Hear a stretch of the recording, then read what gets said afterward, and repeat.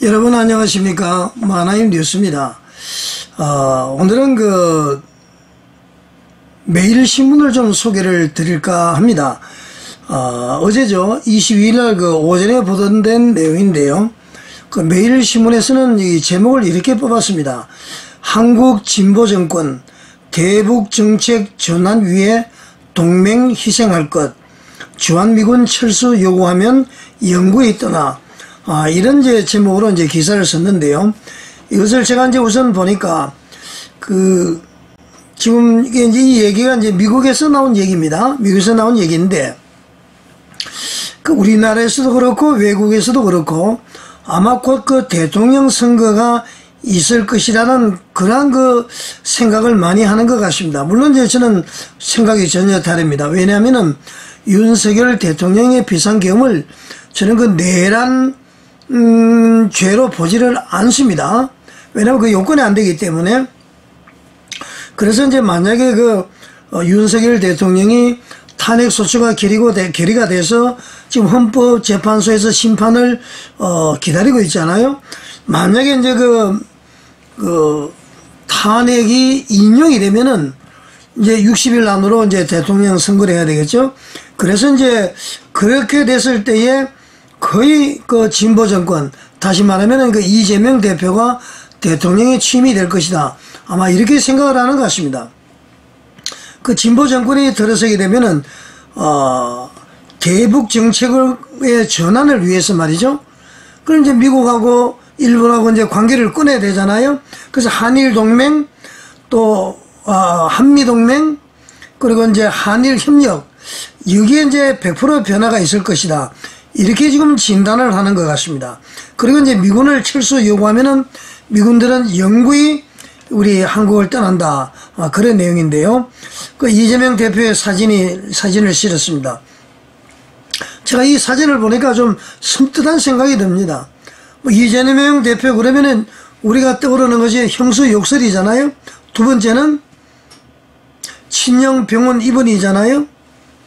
보통 우리가 이야기하기를 수신제가 치국 평천하 그런 얘기를 합니다.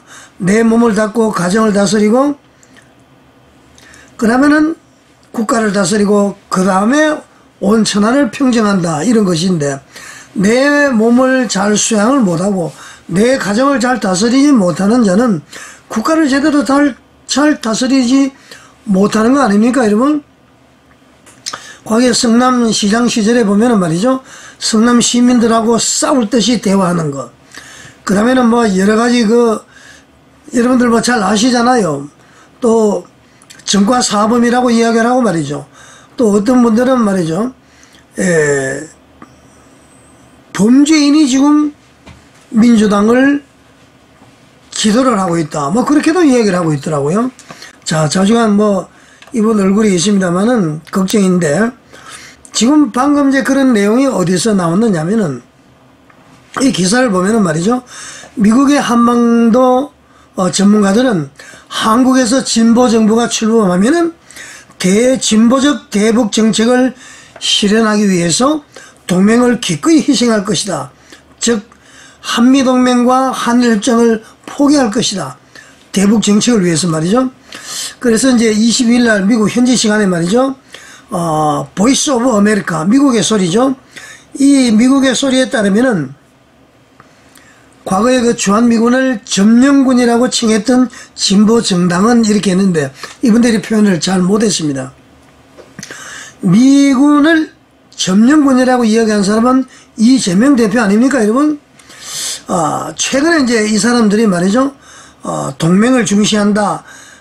또 주한미군을 점령군으로 보지 않는다. 이렇게 말은 하지만은 여전히 그 사람들은 미군을 점령군으로 보고 있고 자기들의 통치를 위해서 반일 정서를 의지하고 이용한다. 그렇게 지금 보는 것 같습니다. 자, 또 말이죠. 한국이 만약에 주한미군 철수를 요구하면은 미군은 영구히 떠날 것이다. 그리고 핵무기를 가진 북한이 한국을 위협해도 미군이 더 이상 개입할 의무도 사라지게 된다. 그렇게 진단을 하고 있죠. 자, 여러분 보십시오. 리처드 대표가 말이죠. 계엄 이후에 현 정부와 미국의 동맹에 대해서 이후에 분명히 진보 정부가 들어설 것이다. 이렇게 강조를 하는데요. 이 사람들이 무슨 근거로 확신을 하는지는 모르겠습니다. 사실은 이제 그 안에서는 잘 모르는데요. 바깥에서 보면은 잘 보이잖아요. 그래서 아마 이 흐름이라는 것이 그 비상계엄에 대한 수사 과정이라든가 이런 걸 의미하는 것 같습니다. 지금 말이죠. 보수는 꼼짝을 못하고 있습니다. 전혀 대응을 못하고 있습니다. 조금 이따 제가 말씀을 드리겠습니다만은.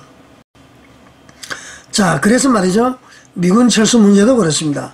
자, 여러분들, 지난번에도 제가 얘기를 했습니다만은, 그, 이재명 진영은 말이죠. 이재명 대표 진영은, 지난 8개월, 이분들 표현입니다. 이재명 진영은 지난 8개월간 주한미군에 대해서 점령군이라는 표현을 전혀 쓰지 않았다. 그리고 신중을 기했다. 하지만 그들의 진정한 의도는 점령군 사고방식으로 돌아가는 것이라고 본다. 그것은 많은 한국인들의 반일 감정에 의지하는 것이다. 이렇게까지 이제 지적을 했습니다.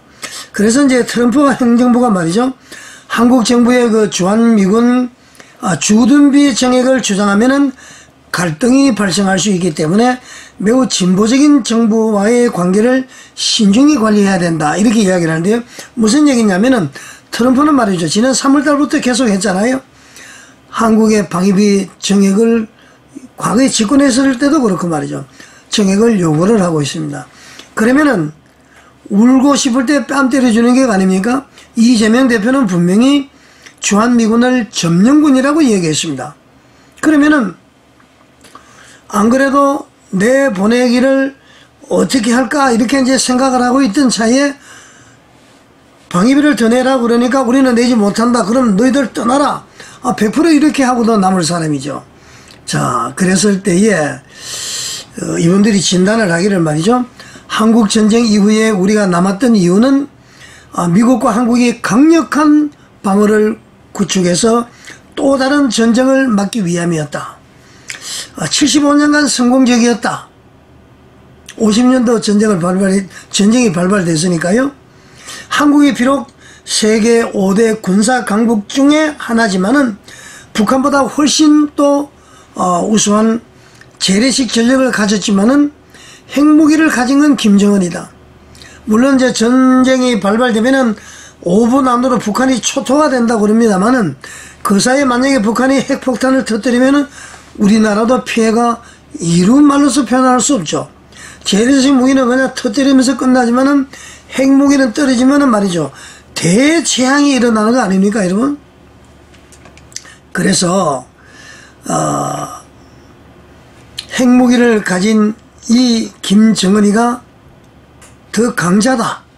그렇게 이제 표현을 하는 것 같습니다. 자, 이제 만약에 미군이 물러나게 되면은 더 이상, 개입할 수가 없다. 그럼 이제 한국은 홀로 남는 것이다. 이렇게 이제 이 신문은 얘기를 하고 있습니다. 그래서 이제, 아까도 얘기를 했습니다만은 트럼프 당선인은 말이죠. 지난 4월 말에, 주한미군 철수 가능성을 시사하면서 한국의 방위비 분담금 정액을, 요청을 했었습니다. 그러니까 트럼프는 말이죠. 너희들 방위비 정액 해주지 않으면은 우리가 미군을 철수하겠다. 이렇게 이제 지금 나온다고 이야기하죠. 그러면은 이재명 대표 같은 경우에는 어우 잘 됐네. 우리 방위비 못 줘. 가. 이렇게 할 거 아닙니까? 그러면은 이제 한국에서는 이 이제 군사력의 균형이 깨어진다. 핵무기를 가지기 때문에 그렇죠. 그래서 이번에 그 미국에서는 말이죠. 상원 의원에서 말이죠. 국방 그 수권 법안이라고 있답니다. NDAA 국방 예산법을 통과를 시켰는데요. 총 8,952억 달러, 한 1,285조 규모라고 합니다. 그래서 이제 이 법안에는 말이죠. 한국과 관련해서 한국에 배치된 28,500명의 미군의 병력 유지, 그리고 상호 국방산업 기반 강화, 미군의 모든 방위 능력을 활용한 확장 억제 공약 재확인, 이런 데 들어가는 예산이라고 합니다. 자, 여러분, 제가 볼 때는 걱정이 되는 것이 말이죠. 얘기가 좀 장황이 길었죠? 지금 진보 정권, 뭐 쉽게 말하면 저는 이제 종북 세력입니다. 말하면은. 종북 세력이 집권하게 되면은 분명히 미군 철수를 위한 그러한 분위기를 만들 것이다. 그리고 한미동맹과 한일협력은 깨어질 것이다. 그렇게 보는데요. 지금 이분들이 왜 이렇게 지금 진단을 하느냐면 제가 봤을 때에 지금 저도 이제 유튜브 방송하고 인터넷 신문도 하고 또 회사도 기업도 경영하고 있습니다만은 모든 정보로 봤을 때에 지금 말이죠. 국민의힘은 민주당의 적수가 되지 않습니다. 그게 말이죠. 전농인가 그 단체에서 트랙터를 몰고 대통령 관저에 가서 대통령을 끌어내리기 위해서 이 사람들이 왔잖아요. 그 남태령 고개에서 경찰들의 제지로 대시를 했습니다. 그때에 더불어민주당 국회의원 20명이 나가서 경찰들을 말이죠. 압박을 하고 해서 어제죠. 주일날 밤 10시 넘어서 이제 풀었습니다. 그래서 이제 그 사람들이 대통령 관저로 온다는 얘기를 듣고 정광훈 목사님, 신혜식 대표 이런 분들이 급하게 유튜브 방송을 해서 우리 대통령은 우리가 지키자. 그래서 이제 수천 명의 사람들이 그날 모였습니다. 저도 직접 중계를 해드렸잖아요. 그런데 여러분, 거기 용산 대통령 관저 부근에 여당 국회의원들은 한 사람도 안 보인다는 얘기입니다. 그래가지고 이 사람들이 어떻게 이기겠어요? 그리고요, 지금 여러 가지 설에 의하면은 검찰이나 경찰 수사본부나 공수처가 말이죠. 물론 뭐 중군난방식이지만은 각각의 지침을 누군가 주는 것 같다. 그래서 세 수사기관 세 군데를 보면은 중군난방인 것 같지만은 각 기관별로 봤을 때는 아주 철저하게 지시를 받고 교감하에 이루어지는 것 같다. 이렇게 이제 진단하시는 분들이 계십니다. 그러면은 검찰과 경찰과 공수처 물론 이제 통제를 해서는 안 되겠지만은 지금 정부 여당의 손을 떠난 것 같아요. 전혀 이 사람들은 관계를 의견도 내지 못하는 것 같습니다. 어떻게 야당이 그 정부의 조직을 활용을 해서 수사를 하고 그렇게 지침을 내릴 수가 있습니까? 자, 그리고요. 지금 모든 과정으로 봤을 때 모든 정보를 그 사람들이 다 차지한 것 같습니다. 정보를 장악하면은요, 아무것도 못합니다. 신문부터 시작해서 전부 지금 종북 세력들 그리고 좌파들이 잡고 있는 거 아닙니까? 대표적으로 말이죠. 대통령을 한 것이 비상계엄을 내란이라고 그러고 내란죄라고 했는데 이 적극적으로 방어하는 국민의힘을 그렇게 많이 보지를 못했습니다. 지금 그리고 말이죠. 과거에 그 주사파들을 교육을 했던 북한의 그 지침을 직접 받고 평양 방송을 듣고 이렇게 했었다고 그랬잖아요. 이동호 교수님. 그분 얘기에 의하면은 지금 내란 선동을 하고 있는 사람은 이재명 더불어민주당 대표, 그 다음에는 더불어민주당의 박선은 의원, 이분이 이제 뭐 1심의 간첩단에게 정보를 제공했다고 그러잖아요. 그 다음에 민노총, 이 세 군데에서 지금 이 모든 것을 주도하고 있다. 그렇게 이야기를 합니다. 그리고 이동호 그 교수님의 이야기를 듣다 보면은 박선은 의원은 참 무서운 사람인 것 같아요. TV에서 대정부 질의를 상임위에서 불러놓고 할 때도 보면은 막 소름이 끼칠 정도입니다. 그리고 말이죠. 왜 국민의힘이 민주당의 적수가 되지 않느냐, 못하느냐. 야당에서 말이죠. 각 군 내지는 그 행정부처에다가 자료를 요청을 해서 자료를 받으면은 그 자료를 말이죠. 자기들만 보고 그걸 활용을 하고 또 질의를 하고 뭐 이렇게 해야 되는데, 그리고 이제 대회비는 대회비대로 이렇게 해야 되잖아요. 그런데 공개적으로 비원 벙커가 어떠며 뭐가 어떠며 정보 담당하는 사람의 이름까지, 심지어는 말이죠. 북한의 드론이 2대가까지 갔다고까지 이렇게 확인을 하고 있습니다. 이게 이렇게 해도 말이죠. 여당에서는 한 사람도 제지하는 사람이 없습니다. 완전히 말이죠. 당신들이 그렇게 죄를 지었습니까? 왜 그렇게 꼼짝을 못합니까? 거기 나온 군인들은 어떻습니까? 눈물 질질 짜고 말이죠. 책임 회피하려고 그러고 당당한 군인들이 없어요. 명령에 죽고 명령에 사는 것이 군인 아닙니까 여러분? 이 무너진 우리 대한민국 군대가 말이죠, 완전히 물군대가 되어버렸습니다. 이래가지고 말이죠, 무슨 그 조국 수호를 하고 말이죠, 국토 방해를 한다는 얘기입니까? 자, 이게 결국은 여당이 무기력화되었기 때문에 그렇습니다. 이 사람들 말이죠, 그냥 두면은 절대로 더불어민주당과의 적수가 되지 못합니다. 이제 국민의힘은 어떻게 해야 되느냐? 광화문 애국운동 세력과 힘을 합쳐야 됩니다. 다시 말해서 전광훈 목사님의 조언을 들어야 됩니다. 하나가 되어야 됩니다.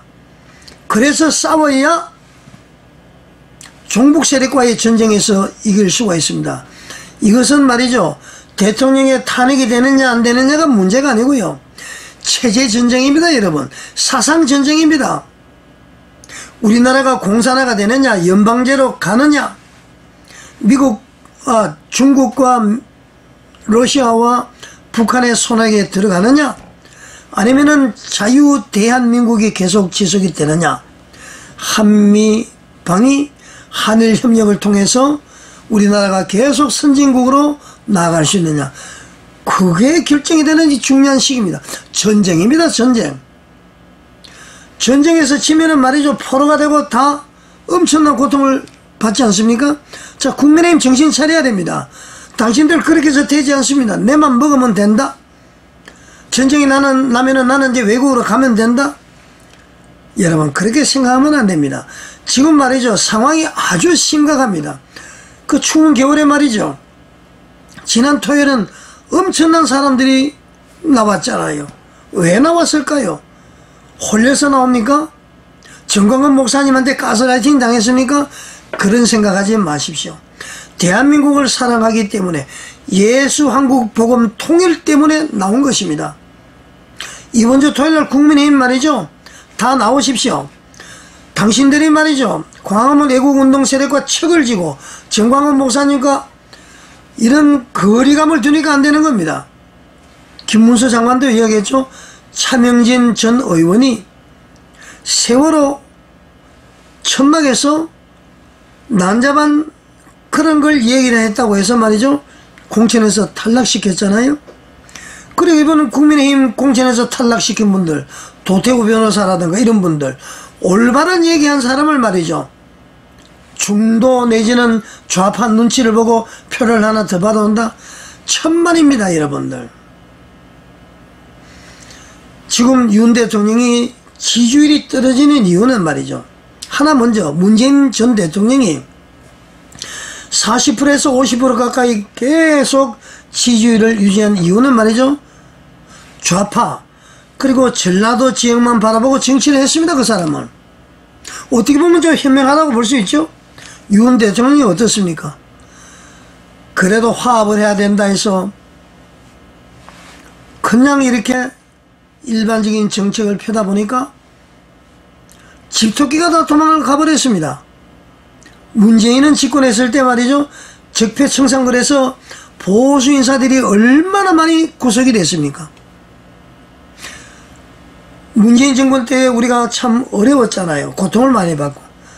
윤석열 대통령이 검찰에 있을 때처럼 대통령이 되면은 부정선거부터 시작해서 모든 것을, 문재인 정권의 모든 것을 다 밝힐 것이다, 이런 기대감을 가졌는데 아무것도 없었잖아요. 한동훈도 마찬가지고요. 그러다 보니까 지지율이 떨어진 겁니다. 이제는 정신을 차려야 됩니다. 지금이라도 늦지 않았습니다. 광화문 애국운동 세력 정광훈 목사님을 극우 세력, 극우 유튜버 그렇게 말씀하지 마세요. 그것은 말이죠, 그 바탕에는 애국심이라는 바탕이 있습니다. 애국심이 좀 강하게 표출이 되고, 그 다음에 어느 정도 조절해서 되고, 애국심의 표출이 강한 것이지 그것이 극우는 아니라는 얘기입니다. 자, 여러분 어떻게 방송 잘 보셨습니까? 제가 이렇게 이제 대화식으로 방송을 하는 것은 처음인 것 같습니다. 부족한 것이 많습니다. 앞으로 더 연구해서 공부해서 여러분에게 필요한 정보를 잘 제공해 드리겠습니다. 그래서 예수한국 복음 통일을 위해서 우리는 말이죠, 토요일 애국 집회에 다 참석을 해야 됩니다. 그리고 주일날은 요즘에 말이죠, 교회에 실망을 느끼고 그 다음에는 또 갈등을 가지고 있는 분들, 또 가난한 성도들 많죠. 이런 분들 말이죠, 뭐 새벽마다 교회 굳이, 그 다음에는 말이죠, 여러가지 뭐 수요예배 금요예배 다 있습니다만 참석하면 좋은데 주일날 딱 한 번 와서 제사 한 번 딱 드리자, 11시부터 말이죠, 뜨겁게 예배 드리고 하나님 만나시면 되는 것입니다. 그래서 이번 주 토요일엔 말이죠, 더 많은 사람들이 나와서 같이 좀 부러지자면 좋겠습니다.